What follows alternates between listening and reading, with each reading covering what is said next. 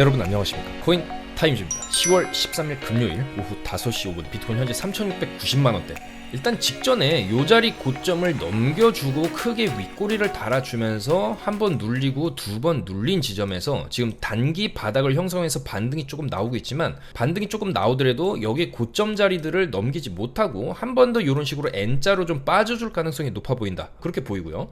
그렇기 때문에 어느 정도 올라오게 되면은 이 3,760만원짜리 요 정도 자리에서는 다시 한번 숏자리가 나올 수 있다. 요런 식으로 N자로 빠지고 나서 한번 반등이 좀 크게 나올, 아마 요 정도의 움직임을 좀 단기적으로 보여주지 않겠나, 그렇게 생각이 되고, 월봉상의 큰 관점에서는 일단은 여기서부터 반등을 나름 세게 쳐준 이후에 결국에 이제 반감기 사이클 때 크게 올라가기 위해서는 한번 눌러주면서 올리는 형태의 움직임이 패턴이 좀 나왔었기 때문에 마찬가지로 한 번 더 조금 더 눌려주고 요런 식으로 올라갈 가능성이 높아 보인다. 그렇기 때문에 일단은 지금 현재 뭐 10월 달도 월봉이 마무리되려면 아직 반이나 넘게 남았지만은, 일단 지금까지 월봉 형태는 이런 윗꼬리 형태를 보여주고 있고, 이게 만약에 이런 식으로 끝나게 되면은 좀 더 연말까지 좀 눌리는 그림이 나오면서 이런 식으로 한번 눌림을 확인해주는 그런 그림이 나올 수 있겠다라는 것이죠. 그래서 장기적으로 봤을 때는 이런 식으로 올라갈 가능성이 있지만, 그 전에 한번 눌려주는 흐름이 여전히 좀 나올 수 있다라는 것이고, 해외 차트 기준으로 봤을 때는 과연 이 바닥, 여기 바닥을 찍고 들어올려주고 지금도 여기 바닥을 찍고 반등이 나와준 24.9K가 최후의 바닥이 될 것이냐가 단기적으로 좀 상당히 중요한 포인트라고 볼 수 있겠습니다. 여기를 좀 지켜주면서 가줘야만이 조금 단기적으로 쉽게 올라갈 수 있고 고점 돌파도 할 수 있는 그림, 모두가 조금 행복할 수 있는 그림이 나오는 건데,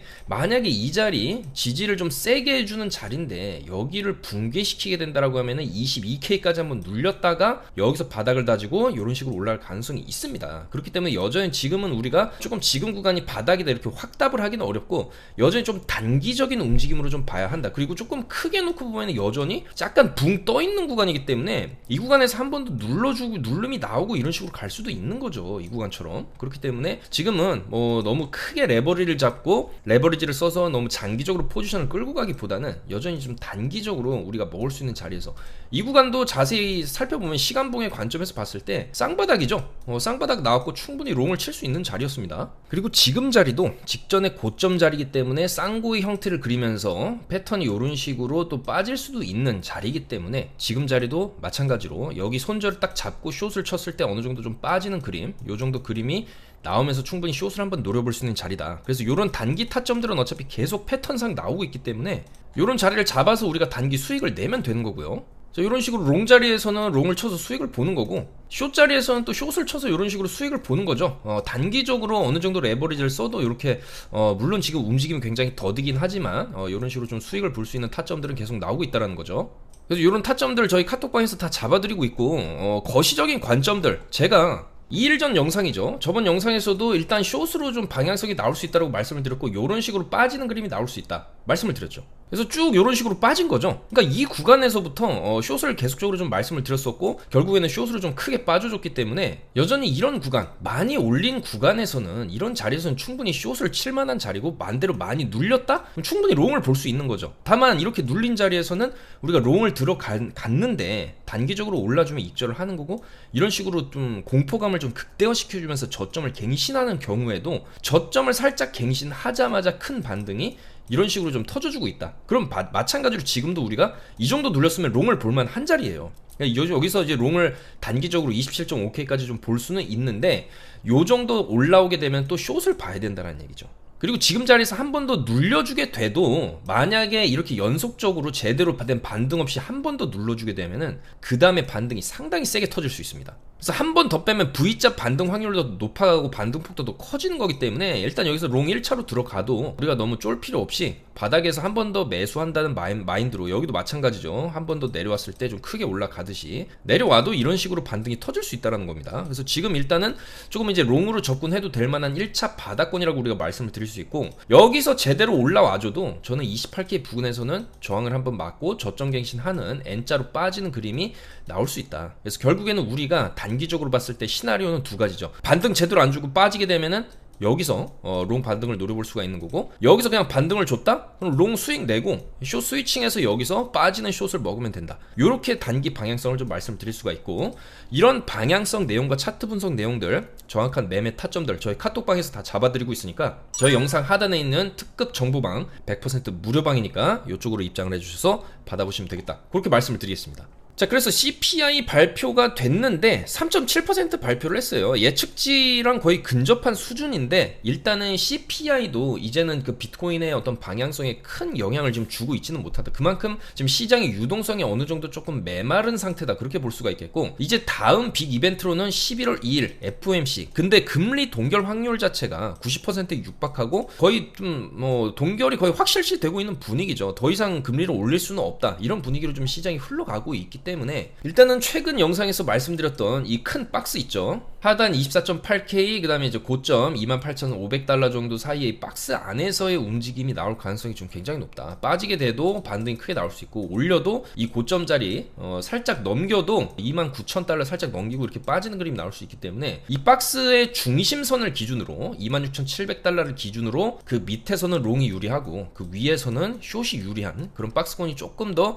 나올 가능성이 높아 보인다. 그리고 제대로 된 큰 움직임 자체가 나올 수 있는 그 재료 자체가 지금 현물 ETF 승인인데 계속적으로 좀 미뤄지고 있는 상황입니다. 그래서 그런 이 이슈가 좀 터질 때 우리가 조금 큰 방향성이 나올 수가 있다. 그래서 그 방향성은 어쨌든 ETF 승인은 블랙록이나 피델리티던 거대 증권사들이 좀 신청을 한 것으로 봤을 때 연기하다가 거의 막판 1월이나 3월 정도에 승인될 가능성이 높다라고 보기 때문에, 그 전까지는 좀 흔들거나 저점 갱신을 해버리거나 이런 식으로 공포감 주고 ETF 승인되면서 위로 쏘는 그림, 이런 그림도 예측을 해볼 수가 있겠다는 것이죠. 그래서 결과적으로 그 전까지는 계속적으로 좀 박스권 위아래 장세가 예측이 되기 때문에 거기에 맞는 매매법을 통해서 수익을 내다가 많이 내려오게 된다? 정말로 큰 박앤셀이 오게 된다라고 하면 여기서 승부 한번 볼 수가 있다는 거죠. 이런 식으로 큰 반등을 노려볼 수가 있는 거고, 만약에 어중간하게 여기서 이제 위로 올려쳐준다라고 하면은 고점 돌파한 자리에서 34K 정도에서의 또 빅쇼트 자리가 이런 식으로 조정 나오는 자리를 한번 노려볼 수가 있겠다, 그렇게 말씀을 드리겠습니다. 그래서 일단은 지금은 뭐 그렇게 큰 움직임이 나오고 있진 않고, 올라가면 내려오고 내려오면 올라가는 그런 박스권 장세니까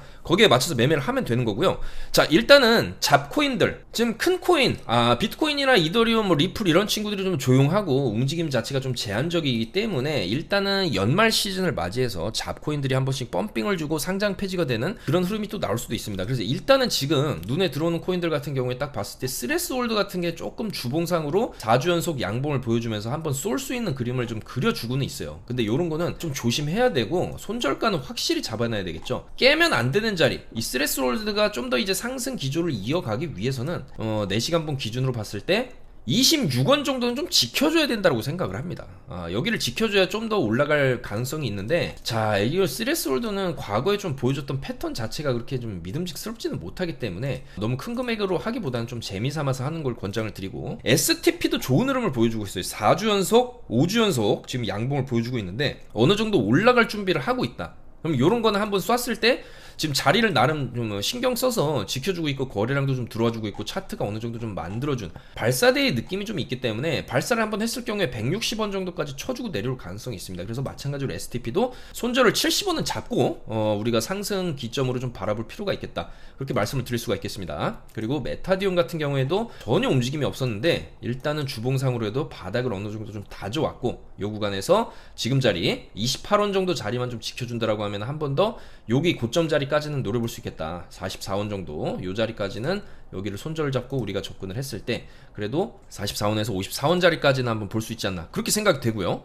자, 피르마 체인 같은 경우에도 많이 눌린 자리에서 바닥에서 지금 양봉의 거래량이 좀 들어와주고 있고 약간 발사 준비하는 느낌이 있습니다. 그래서 이런 것도 일봉상으로 70원 자리 딱 지켜주면서 가야 됩니다. 70원 자리를 지켜주면서 여기서 이제 한 번 더 위로 쭉 쏴주는 요런 이제 상승 지지 상승의 패턴을 보여줬을 때 100원 정도 터치해주고 살짝 조정받는 그림이 피르마 체인에서도 나올 수가 있겠다. 그래서 잡코인들 위주로 지금 좀 펌핑이 나올 수 있는 그런 시즌인 것 같고요. 아크도 마찬가지죠. 아크도 최근에 좀 주봉상으로 바닥에서 거래량이 많이 돌았어요. 근데도 추가적으로 빠지지 않고 고점 자리를 잘 지켜주고 있기 때문에 아크도 마찬가지 549원 정도만 손절가 딱 잡고 지켜준다라고 하면은 한 번 더 1000원에서 1100원 정도 찍고 내리는 그림이 예측을 해볼 수가 있겠다. 그래서 이런 것들 소액으로 지금 접근해볼만 하다는 거죠. 왜냐면은 너무 많이 지금 바닥을 깔면서 바닥권에서 가격을 깔면서 움직임이 없었는데 최근에 지금 뭔가 조금 움직임이 보여주고 있는 거고, 주봉상으로도 그래도 아크 같은 건 과거에 5,000원, 6,000원까지도 쏴줬던 그런 이력이 있기 때문에